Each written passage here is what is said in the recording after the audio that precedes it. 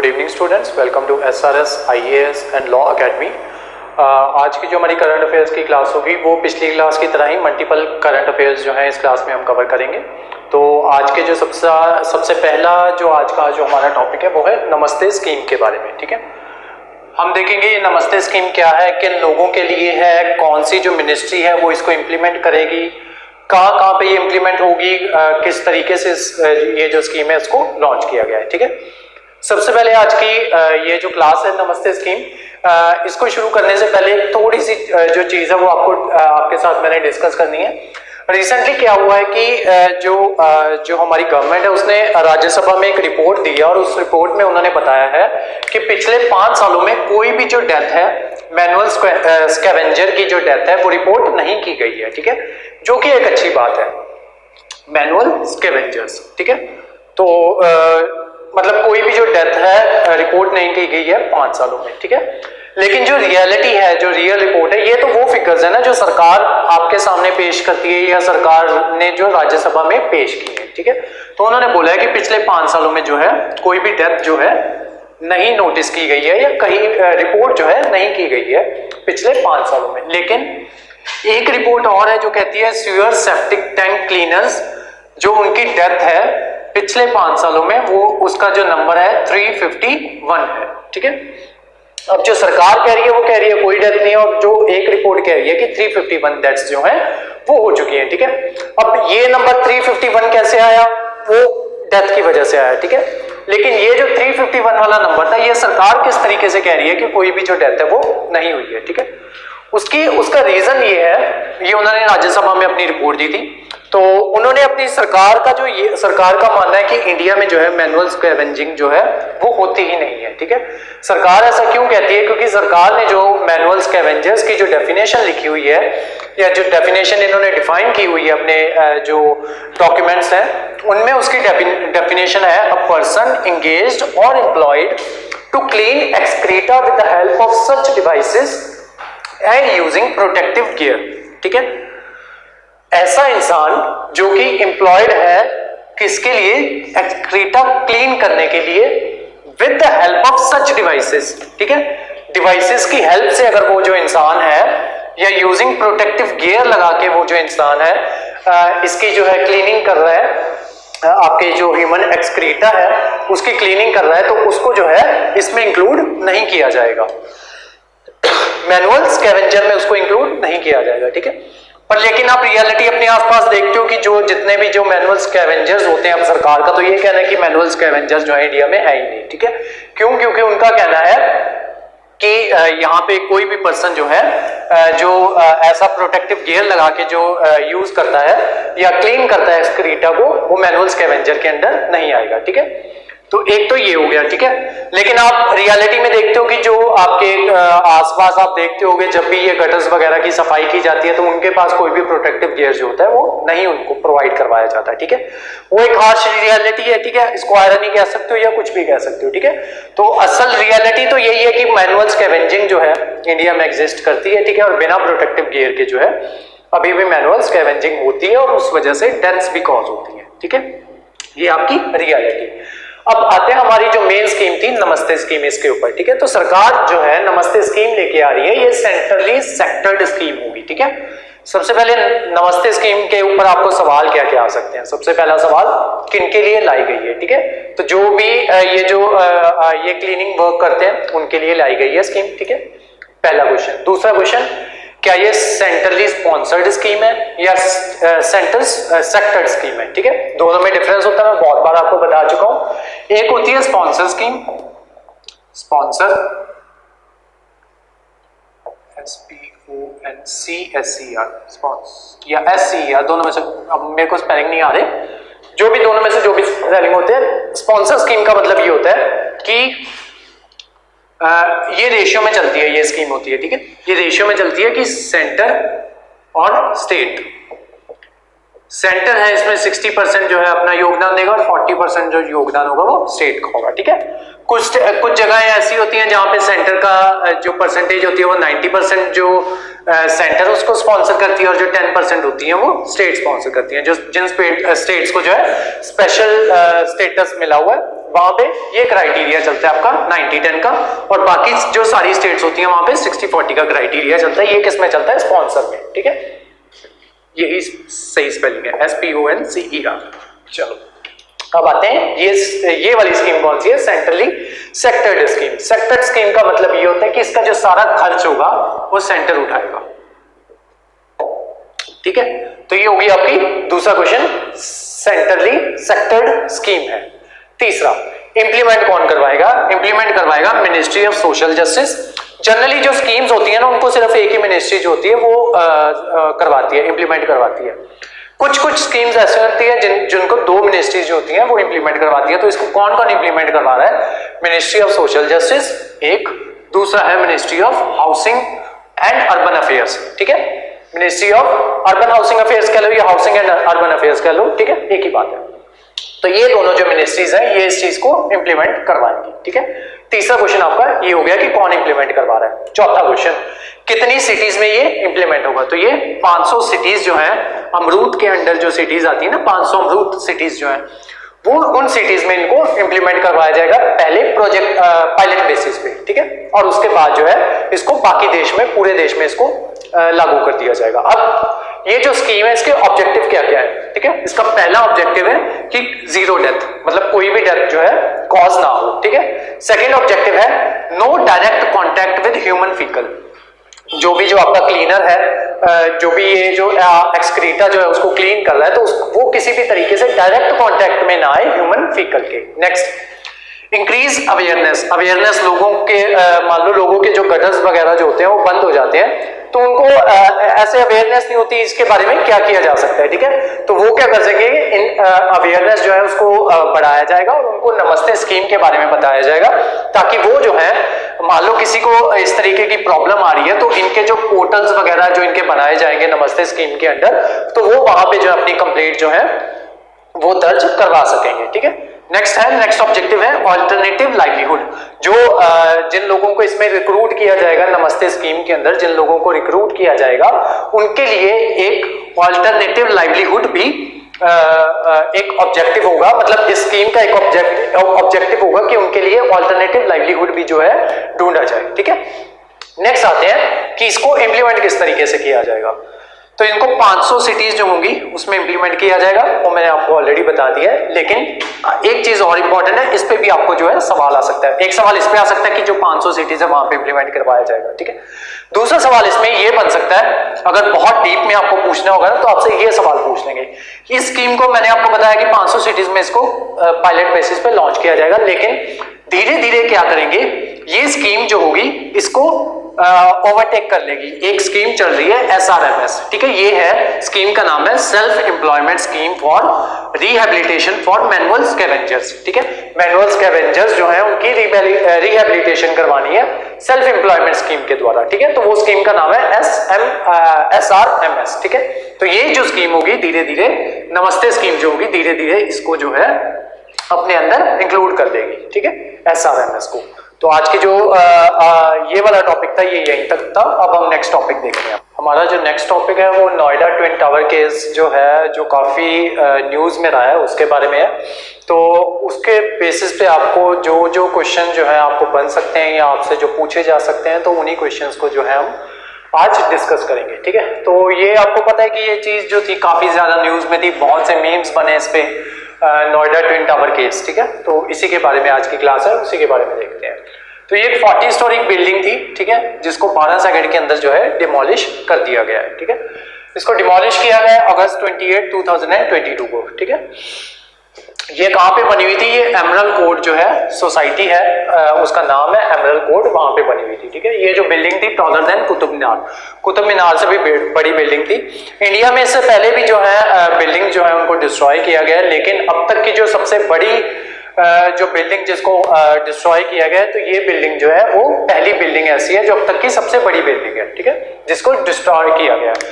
इसको बनाने वाले कौन थे, ठीक है। अब जो आपके जो एग्जाम पॉइंट ऑफ व्यू जो है ना, उससे जो चीजें इंपॉर्टेंट बनती हैं वो बताऊंगा मैं आपको। कि सबसे पहले आपको जो क्वेश्चन आ सकता है कि ये जो ट्विन टावर जो जिसको डिस्ट्रॉय किया गया है, या ट्विन टावर जो नोएडा का जो है रिसेंटली जो न्यूज में था, उसको बनाने वाली जो कंपनी थी वो कौन सी थी, ठीक है। तो वो प्राइवेट बिल्डर्स थे वो सुपरटेक नाम की एक कंपनी थी, उन्होंने इसको बनाया था कहां पे, सेक्टर 93A में, ठीक है। और जो इनकी सोसाइटी थी उसका नाम था एमरल्ड कोर्ट, ठीक है, ये सोसाइटी का नाम था, इन्होंने ये बनाया हुआ था, ठीक है। अब देखते हैं कि इसको डिस्ट्रॉय क्यों किया गया, या इसको डिमोलिश क्यों किया गया, ठीक है। हुआ क्या था कि जब इन्होंने ये सोसाइटी जब अपना प्लान लेके आई तो इनका ओरिजिनल प्लान ये था कि ये 14 बिल्डिंग्स बनाएंगे और 9 स्टोरी की हर एक बिल्डिंग होगी, ठीक है। मतलब ऐसे करके इन्होंने एक एरिया जो है वो सिलेक्ट कर लिया और यहाँ पे उन्होंने बोल दिया कि हम ऐसे करके जो है 14 बिल्डिंग्स जो है बनाएंगे, इस तरीके से ऐसे 14 बिल्डिंग्स बनाई जाएंगी और हर एक बिल्डिंग जो होगी 9 स्टोरी की होगी, ठीक है, मतलब 9 माले होंगे उसके। धीरे धीरे उसके बाद जाके उन्होंने क्या बोला, अपने प्लान में चेंजेस किए, उन्होंने बोला कि हम 14 नहीं, हम 15 बिल्डिंग्स बनाएंगे, ठीक है। तो एक बिल्डिंग और खड़ी कर दी और साथ में ये बोल दिया कि पहले जो थी 9 स्टोरी की बिल्डिंग थी, अब जो बिल्डिंग होगी 11 स्टोरी की होगी, ठीक है। तो यहां तक भी सब सही चल रहा था। उसके बाद यहाँ वाला जो इनको जिन लोगों ने ये जो जमीन खरीदी थी ना, उनको बोला गया था कि आपको सेंटर में जो है हम एक ग्रीन पैच एरिया देंगे, मतलब यहाँ पे ग्रीनरी होगी, ठीक है, आपके पार्क्स वगैरह यहाँ पे बनाए जाएंगे या ग्रीनरी होगी, किस तरीके के पेड़ पौधे लगा दिए जाएंगे। और लोगों ने उस वजह से यहाँ पे जो घर वगैरह थे वो खरीद लिए, ठीक है। अब वहां पे जो फ्लैट थे वो जनरली 3 BHK, 4 BHK और 5 BHK थे, जिनकी जो कीमत थी 1 से 3 करोड़ है, ठीक है। अब हुआ क्या कि उन्होंने फिर से इस चीज में चेंजेस किए 15 बिल्डिंग के बाद, जब उन्होंने बोला कि आपको ग्रीन पैच जो है सेंटर में प्रोवाइड करवा दिया जाएगा, फिर से चेंजेस हुए इसमें। उन्होंने बोला कि अब जो है हम 2 टावर्स जो है, ये वाला जो एरिया था ना जहां पे ग्रीन पैचेस बना लेते हैं, उन्होंने बोला कि हम यहाँ पे 2 टावर्स जो है और बनाएंगे, जिनकी जो हाइट होगी वो 40 स्टोरी तक होगी, मतलब 40 माले तक के 2 टावर्स जो है वो बनाए जाएंगे। कहां पे, ग्रीन पैच वाले एरिया पे, जहां पे लोगों को ये प्रोवाइड करवाना था। अब ये बिल्डिंग्स हैं 11 माले की और ये वाली जो 2 बिल्डिंग नहीं बनाएगी ये थी 40 माले की, ठीक है। अब लोगों को ना तो जब उन्हें जमीनें बेची गई या उन्हें फ्लैट्स वगैरह जो बेचे गए, उस पॉइंट पे इस चीज के बारे में बिल्कुल मेंशन नहीं किया गया था कि 40 स्टोरी की जो 2 टावर्स जो है वो लेके आएंगे, ठीक है। इस वजह से बहुत से लोगों का जो व्यू था वो डिस्टर्ब हुआ, ठीक है। वो उन्होंने घर किसी और पॉइंट ऑफ व्यू से लेके खरीदा था वहां पे अपना जो फ्लैट था, लेकिन उन्होंने इनसे बिना पूछे उनकी मर्जी के बगैर ये जो 2 टावर्स थे इनको यहाँ पे इस्टेब्लिश कर दिया। उसके बाद क्या हुआ, ये जो लोग थे इस सोसाइटी में रहते थे, ये चले गए आपके नोएडा अथॉरिटी के पास। नोएडा अथॉरिटी में उन्होंने कंप्लेंट दर्ज की कि इस तरीके से हमारे जब हमें जो फ्लैट्स जो थे जब हमें बेचे गए थे उस टाइम पे इस तरीके की कोई बात जो थी वो नहीं की गई थी, लेकिन ये जो है कंपनी जो है सुपरटेक, ये क्या कर रही है कि यहाँ पे जो है 2 टावर्स जो है वो बना रही है, ठीक है। ये जो नोएडा अथॉरिटी थी इसने क्या किया कि इसने ये जो सुपरटेक था इसको नोटिस जारी किया कि आप जो है ये जो आप ये कर रहे हो ये इलीगल है, ठीक है। मतलब आप जो है इसकी कंस्ट्रक्शन जो है वो इलीगल है, आप इसकी कंस्ट्रक्शन जो है वो नहीं कर सकते। इन्होंने इसकी बात नहीं मानी, नोएडा अथॉरिटी की बात नहीं मानी। लोग फाइनली क्या किया, लोगों ने ये सोसाइटी जो थी ये सोसाइटी फाइनली चली गई इलाहाबाद हाई कोर्ट, ठीक है। इलाहाबाद हाई कोर्ट में वो चले गए। 2014 में इलाहाबाद हाई कोर्ट का फैसला आया कि ये जो आप ट्विन टावर जो आपने बनाए हैं ये इलीगल हैं, इनको डिमोलिश किया जाए, ठीक है। तो ये इतनी बड़ी कंपनी थी, ये क्या किया इसने, ये कंपनी चली गई सुप्रीम कोर्ट, ठीक है। हाई कोर्ट ने ऑलरेडी फैसला दे दिया था कि इनको जो है डिमोलिश कर देना है, ये इस फैसले के खिलाफ चले जाते हैं सुप्रीम कोर्ट। सुप्रीम कोर्ट भी फाइनली फैसला दे देती है 2021 में कि इसको जो है डिमोलिश कर देना चाहिए, ठीक है। कि ये जो कंस्ट्रक्शन की आपने इलीगल की है, लोगों को पहले आपने वादा किया था कि यहाँ पे जो है ग्रीन पैच लगाया जाएगा, लेकिन आप जो है यहाँ पे आपने टावर्स लगा दिए। सुप्रीम कोर्ट 2021 में कह देती है कि इसको डिमोलिश करो। ये क्या करते हैं, सुप्रीम कोर्ट को कहते हैं कि आप जो अपना फैसला है उस पर रिव्यू करो, ठीक है। दोबारा से उसमें केस डाल देते हैं। तो फाइनली क्या होता है, सुप्रीम कोर्ट फाइनली कह देती है कि कोई भी इसके ऊपर किसी भी तरीके का कोई भी रिव्यू जो है वो नहीं किया जाएगा। आपको जो है ये जो आपके टावर्स हैं ये 28 अगस्त को जो है डिमोलिश कर दिए जाएंगे, ठीक है। 2:30 बजे के आसपास इनको डिमोलिश कर दिया। 12 सेकंड में जो सारी बिल्डिंग थी ये 40 माले की दोनों बिल्डिंग जो है 12 सेकंड में नीचे गिरा दी गई, ठीक है। अब इनको नीचे गिराने वाला कौन था उनके बारे में भी देख लेते हैं, इसके ऊपर भी आपको जो है सवाल आ सकते हैं। उसके अलावा पीपीएससी ये ने पोस्ट निकाली है इनके लिए, आर्किटेक्चर से रिलेटेड पीपीएससी ने जो पोस्ट वगैरह निकाली है तो आपको जो है आपके उन बच्चों के पॉइंट ऑफ व्यू से बता रहा हूँ कि आपको जो है इसके ऊपर क्वेश्चन बनने के बहुत ज्यादा चांसेस हैं, तो इसको थोड़ा ध्यान से करना है, ठीक है। इससे रिलेटेड जितने भी फैक्ट्स हैं जो मैं आज आपको करवा रहा हूँ उनको अच्छे से नोट डाउन करके रख लो, इसके ऊपर जो आपको क्वेश्चन जो है वो आ सकता है, ठीक है। हमारे जो पिछले पेपर होके गए और मैंने उसके ऊपर वीडियो भी बनाई थी कि जो करंट अफेयर्स होते हैं उन पे किस तरीके से जो आते हैं क्वेश्चन जो है वो पूछे जाते हैं, और जो लास्ट एग्जाम हुआ था उसमें हमारे जो हमने जो चीजें आपको करवाई थी उसमें 70+ जो क्वेश्चंस जो थे वो आपसे पूछे गए थे, ठीक है। मैं आपको फिर दोबारा से बता रहा हूँ कि ये जो नोएडा ट्विन टावर जो केस है, जो बच्चे आर्किटेक्चर से रिलेटेड कोई भी एग्जाम दे रहे हैं तो उनको जो है इनके ऊपर जो है सवाल वो ऑब्वियसली बन सकता है करंट अफेयर से रिलेटेड, ठीक है। वापिस आते हैं डिमोलिशन पे। इनकी डिमोलिशन कौन करवा रहा है, ठीक है, कौन सी कंपनी करवा रही है? एडिफेस इंजीनियरिंग, ठीक है। ये कंपनी जो है ये डिमोलिश करेगी इस बिल्डिंग को। वैसे तो क्योंकि आज हम जो इसकी जो न्यूज है वो आज मना रहे हैं, तो वो ऑलरेडी डिमोलिश कर चुकी है 28 अगस्त को, ठीक है। मुंबई बेस्ड कंपनी है ये एक, ठीक है। उसके अलावा आपको ये क्वेश्चन पूछा जा सकता है कि कौन सी टेक्निक से इनको जो है बिल्डिंग्स को गिराया जाएगा, ठीक है, या गिराया गया। तो वो थी इम्प्लोजन टेक्निक, ठीक है। एक एक्सप्लोजन होता है, एक इम्प्लोजन होता है। एक्सप्लोजन का मतलब होता है इस तरीके से फटना, ठीक है, और इम्प्लोजन उसका ऑपोजिट होगा, ठीक है, मतलब बिल्डिंग को गिराना लेकिन इस तरीके से कि वो जो उसका मलबा है वो बाहर की तरफ ना फटे, ठीक है। तो इसमें क्या किया जाएगा, 3700 kg का जो एक्सप्लोसिव है वो लगाया जाएगा, और इसमें टेक्निक कौन सी यूज होगी? देखो दो चीजें हैं, एक तो एक्सप्लोजन टेक्निक और दूसरी ग्राउंड टू अप, ठीक है। मतलब सबसे पहले इसमें क्या होगा, इसमें ये जो ग्राउंड टेक्निक होती है इसमें क्या किया जाता है कि जैसे ये आपका माला है, ठीक है, ये आपका ग्राउंड फ्लोर हो गया, then first, second, third, fourth, fifth, सभी जगह पे एक्सप्लोजन लगा दिया जाता है। यहाँ पे ऐसे एक्सप्लोजन लगा दिया गया, देन इसको एक्सप्लोड कब करवाना है ना, उसमें थोड़ी सी टाइमिंग में चेंज किया जाता है। मान लो कि 0 है, ठीक है, सेकंड है, ठीक है, तो इसमें क्या होगा कि यहां पे मान लो जब 0 हो जाएगा ना, तब यहां पे इस चीज को एक्सप्लोड करवाया जाएगा। उसी के कुछ मिली सेकेंड्स बाद, 2 या 3 या 10 या 15 मिली सेकेंड बाद ये अगला एक्सप्लोजन तब होगा, और उसके 10 या 15 मिली सेकेंड बाद ये एक्सप्लोजन होगा, उससे 10 या 15 मिली सेकेंड बाद ये एक्सप्लोजन होगा, ठीक है। इस टेक्निक से होता क्या है कि आपका जो मलबा होता है ना वो बाहर की तरफ नहीं बिखरता, वो एक ही जगह पे इकट्ठा हो जाता है। उसके अलावा यहाँ पे एक चीज और हुई थी, सुप्रीम कोर्ट ने जब अपना फाइनली ऑर्डर सुनाया तो सुप्रीम कोर्ट ने बोला कि इसका जो सारा खर्चा होगा ना वो सुपरटेक ही उठाएगी, ठीक है। मतलब जो भी इस बिल्डिंग को गिराने में जितना भी खर्चा आएगा वो सुपरटेक ही उठाएगी। और उसके अलावा सुप्रीम कोर्ट ने ये भी बोला कि इस चीज में दोनों जो हैं वो जिम्मेदार है। सुपरटेक तो जिम्मेदार है ही है, उसके साथ जो नोएडा अथॉरिटी है वो भी जिम्मेदार है इस चीज के लिए। क्यों? क्योंकि उसने जो है वक्त रहते कदम नहीं उठाया, ठीक है। अगर वो वक्त रहते कदम उठा लेते तो ये जो नौबत थी ये ना आ पाती, ठीक है।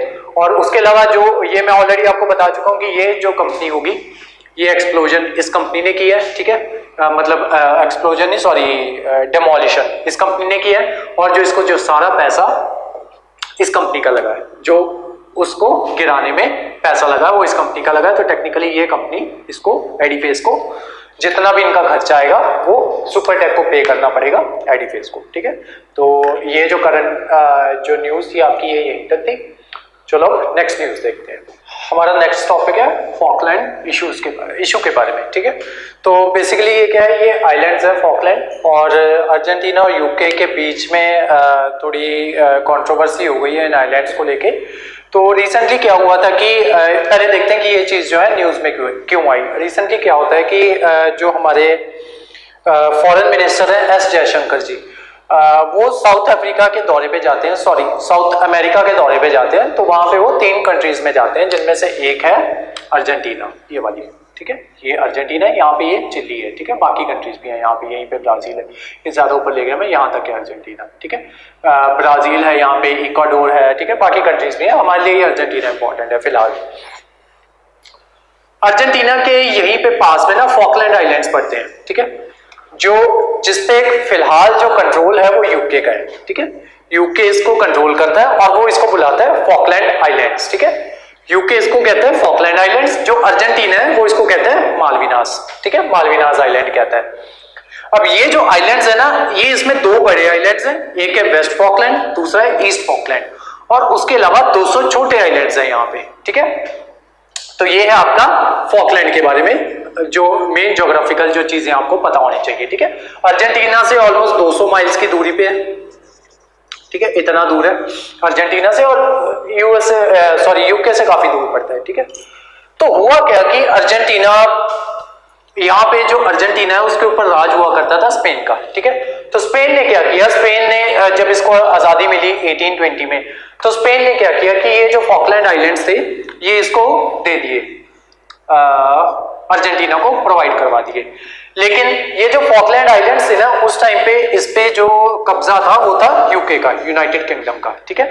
अब अर्जेंटीना के ऊपर कब्जा था स्पेनिश क्राउन का, ठीक है। तो स्पेनिश क्राउन ने क्या बोला कि आपको हम आजाद करते हैं, तो अर्जेंटीना ने बोला कि ये जो फॉकलैंड्स हैं ये भी हमारे हैं, तो स्पेनिश क्राउन ने बोल दिया कि ठीक है आप रखो। लेकिन इसके ऊपर जो कब्जा था वो यूनाइटेड किंगडम का था, यानी ब्रिटेन का था, ठीक है। हुआ क्या कि इन्होंने वहां पे वो जो कब्जा था इनको प्रोवाइड ही नहीं करवाया, ठीक है, वो इनको दिया ही नहीं। उसके बाद क्या होता है, 1982 में इन आइलैंड्स को दोबारा लेने के लिए इन्होंने क्या किया, अर्जेंटीना वाले क्या करते हैं, यहाँ पे अपनी आर्मी भेज देते हैं, ठीक है, वहां पे अपनी आर्मी भेज देते हैं। लेकिन वो जो आर्मी होती है वो यूके से हार जाती है, ठीक है। तो यूके से ये आर्मी हार जाती है, तो जिस वजह से ये इसका जो कंट्रोल होता है उसके बाद यूके के पास ही, उसके बाद भी यूके के पास ही रहता है, ठीक है। उसके अलावा यूके क्या करता है 2013 में, उससे पहले आते हैं यहाँ पे।